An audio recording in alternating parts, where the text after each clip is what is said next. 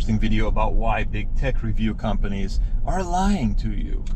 Well, they may not necessarily be lying to you, but they're using corporate speak and soft language because that's how they can get companies to convinced to be able to give them the products ahead of time to review.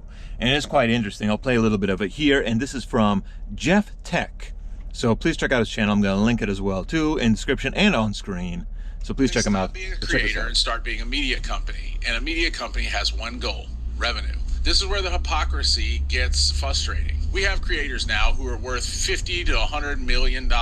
They run massive operations. Linus Media Group, Mr. Beast, they're not guys with cameras. These are CEOs. But when they get called out, when they promote a bad product, or when they fail to disclose a conflict of interest, they retreat to the just a guy defense. We're just a group of friends making videos. They use the aesthetic of the amateur to shield themselves from the responsibilities of a professional. You see, and that is very, very true. And that's true of all these big companies. When they start getting big enough to have teams, offices, massive equipment, they have massive overhead. That takes away the soul of YouTube.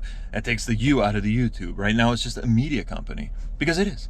Now they're beholden to their investors. They're beholden to their profits. Why? Because if they don't survive. If you ever watch some of those interview videos with Mr. Beast of how much he spends per video, he's actually losing money in many cases. And that's with churning his big profit. Same with Linus Tech Tips. So they become beholden to the dollar because it's the only way for their company to survive. That is why the Fuzzy Fixer is still relatively obscure. You know, a lot of people don't know us necessarily yet. We still churn lower views. We're not necessarily algo friendly or on the top of the algorithm. We are a mid-tier channel. But if you notice something, I have never left the one-man band philosophy. You're looking at the writer, you're looking at the producer, you're looking at the editor, you're looking at the presenter, you're looking at the camera guy. Hi.